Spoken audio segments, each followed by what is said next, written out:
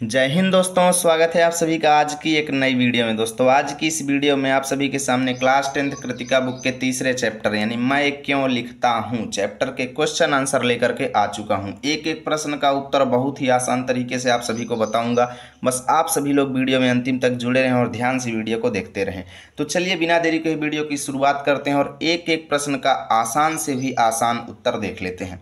पहला क्वेश्चन है कि लेखक के अनुसार प्रत्यक्ष अनुभव की अपेक्षा अनुभूति उनके लेखन में कहीं अधिक मदद करती है, क्यों? यहाँ पर दो शब्द आए हैं, एक प्रत्यक्ष अनुभव और एक अनुभूति। दोनों में अंतर क्या है मैं ये आपको बता देता हूँ। देखिए, प्रत्यक्ष अनुभव होता है दोस्तों किसी घटना का आंखों देखा हुआ हाल, यानी किसी चीज़ को अगर आप खुद अपनी आंखों से देखते हैं, साथ में रहते हैं, वहाँ पर उसको फील करते हैं, देखते हैं, तो वो आपका प्रत्यक्ष अनुभव है। जबकि अनुभूति क्या है? अनुभूति ये है कि जैसे मान लो उसी घटना में किसी व्यक्ति के साथ कुछ घटित हो गया और आप उस समय नहीं थे जब वो घटना घटित हुई, लेकिन बाद में आपने उस व्यक्ति को देख करके उस घटना का अंदाज़ा लगा लिया, तो उसको बोलते हैं अनुभूति। ठीक है, उस व्यक्ति को देख करके उस घटना में हुए दुखों को आपने फील कर लिया, तो वो हो गई दोस्तों अनुभूति। तो इस चैप्टर में लेखक कहते हैं कि जो अनुभूति होती है ना, वो मुझे रचनाओं को लिखने में प्रत्यक्ष अनुभव से ज़्यादा मदद करती है। आखिर अनुभूति जो है वो प्रत्यक्ष अनुभव से ज़्यादा मदद करती है, क्यों? तो हम लिखेंगे कि लेखक के अनुसार अनुभूति उनके लेखन में अधिक मदद करती है क्योंकि वह कल्पना और भावना के जरिए जब वो किसी चीज़ की अनुभूति करते हैं, किसी चीज़ को अपने हृदय में फील करते हैं, तो उनके अंदर बहुत सारी कल्पनाएं उठती हैं, बहुत सारी भावनाएं उठती हैं और उन्हीं भावनाओं और कल्पनाओं के जरिए वो किसी भी अनुभव को गहराई से महसूस कर पाते हैं। जबकि प्रत्यक्ष अनुभव जो है दोस्तों वो हमेशा संभव नहीं हो पाता। जैसे कोई हिरोशिमा में ही जैसे बम फटा, तब वहाँ पर कभी नहीं थे, उन्होंने उसका प्रत्यक्ष अनुभव नहीं किया, लेकिन जब वो वहाँ पर गए तो उन्हें उसकी अनुभूति हुई और उन्होंने उसका वर्णन अपनी कविता के रूप में किया। तो कहने का मतलब कि प्रत्यक्ष अनुभव जो है घटना को उन्हें फील करने में बहुत ज़्यादा मदद करता है, जो अनुभूति जो होती है, और इसी वजह से अनुभूति जो है लेखक को ज़्यादा मदद करती है रचनाएं लिखने में। ठीक है, इतना आपको लिखना है। दूसरा क्वेश्चन है कि लेखक ने अपने आप को हिरोशिमा के विस्फोट का भोक्ता कब और किस तरह महसूस किया। यानी कि लेखक ये कहते हैं कि जब मैं हिरोशिमा गया तो वहाँ पर मुझे कुछ ऐसी चीज़ें दिखाई दी जिन्हें देखकर मुझे लगा कि ऐसा लगता है कि हिरोशिमा की जब घटना हुई थी तब मैं यहीं पर था, यानी वो घटना मान लो मेरे साथ ही हुई है। लेखक को ऐसा महसूस हुआ, तो आखिर कब महसूस हुआ? तो लिखेंगे कि लेखक ने हिरोशिमा विस्फोट के भोक्ता के रूप में स्वयं को तब महसूस किया जब उन्होंने हिरोशिमा में एक जले हुए पत्थर पर एक मानव की छाया देखी। यह छाया उन्हें विस्फोट के समय वहां मौजूद किसी व्यक्ति की याद दिलाती थी और इससे उन्हें उस त्रासदी यानी उस घटना का प्रत्यक्ष अनुभव हो गया। दोस्तों चलिए अब देखते हैं तीसरा क्वेश्चन। तीसरा क्वेश्चन है कि मैं क्यों लिखता हूँ। इस पाठ के आधार पर आपको बताना है, क्या बताना है कि लेखक को कौन सी बातें लिखने के लिए प्रेरित करती हैं, अर्थात लेखक रचनाएं लिखने के लिए क्यों मोटिवेट होते हैं। ऐसी क्या चीज़ें हैं जो उन्हें कहती हैं कि हाँ आप रचनाएं लिखो। ठीक है ना, तो लिखेंगे कि लेखक को लिखने के लिए कई बातें प्रेरित करती हैं, जिनमें से कुछ मुख्य हैं। क्या क्या चीज़ें उन्हें लिखने के लिए प्रेरित करती हैं? तो पहला, जब कोई बात उन्हें भीतर से झकझोरती है तो वह उसे शब्दों में व्यक्त करने के लिए मजबूर हो जाता है, इसी वजह से वो रचनाएं लिखते हैं। ठीक है। दूसरा, आर्थिक तंगी अर्थात पैसे की कमी की वजह से भी रचनाएं लिखते हैं।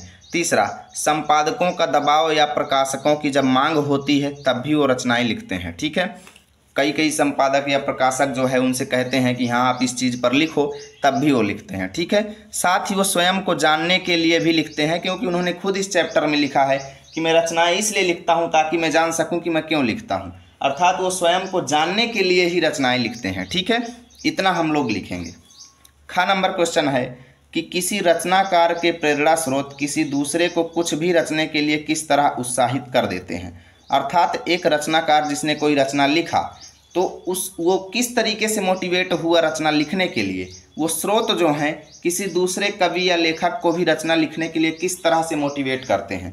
ठीक है ना, यानी एक कवि के द्वारा लिखी गई रचना दूसरे कवि को कैसे मोटिवेट करती है रचना लिखने के लिए। तो लिखेंगे कि जब कोई रचनाकार बताता है कि उसे लिखने की प्रेरणा कहाँ से मिली, तो दूसरों को भी लगने लगता है कि वे भी अपने भाव, अनुभव या सोच से कुछ नया बना सकते हैं। ठीक है, उनके अंदर भी एक भावना जागती है कि हाँ मैं भी कुछ नया कर सकता हूँ, और इसी वजह से उन्हें भी कुछ रचने के लिए हिम्मत और उत्साह मिलता है। ठीक है, इतना हम लोग लिखेंगे। यहाँ पे चौथा क्वेश्चन है कि कुछ रचनाकारों के लिए आत्म अनुभूति या स्वयं के अनुभव के साथ साथ बाह्य दबाव भी महत्वपूर्ण होता है। ये बाह्य दबाव कौन कौन से होते हैं? अर्थात कुछ रचनाकार ऐसे होते हैं जो स्वयं की फीलिंग को तो लिखते ही लिखते हैं, लेकिन उसके अलावा भी कुछ सामाजिक कारण यानी कुछ बाह्य दबाव भी होते हैं, कुछ बाहरी कारण भी होते हैं जिनकी वजह से वो रचनाएं लिखते हैं।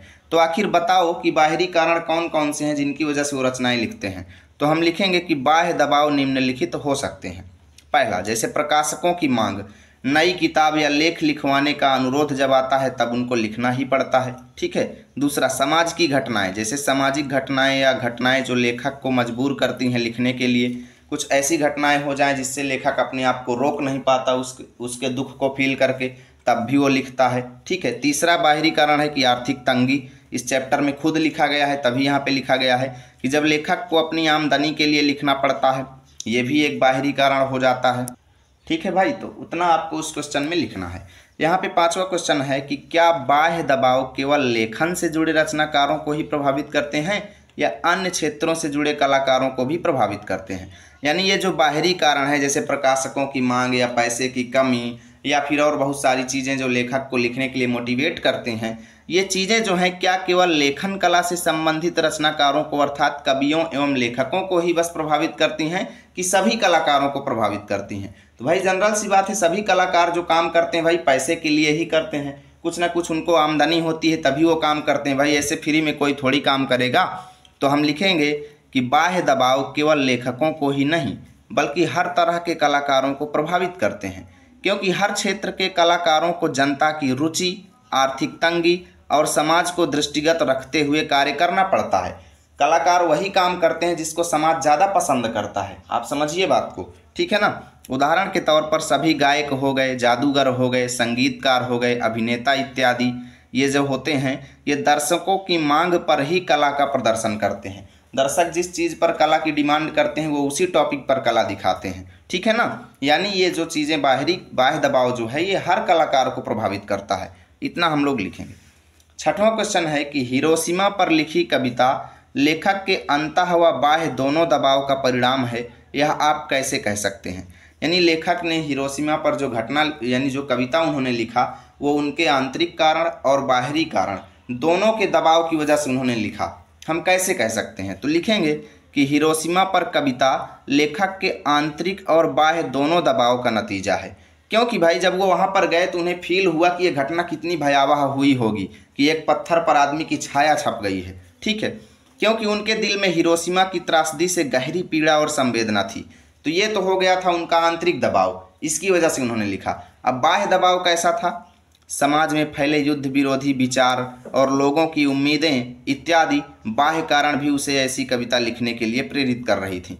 यानी लोगों को ये उम्मीद थी कि कोई लेखक या कवि ऐसी रचना लिखे जिससे उस घटना को सभी लोग फील कर सकें और दोबारा दुनिया में ऐसी घटनाएं ना हो, है ना। तो ये बाहरी दबाव की वजह से यानी दोनों दबाव की वजह से उन्होंने ये कविता लिखा।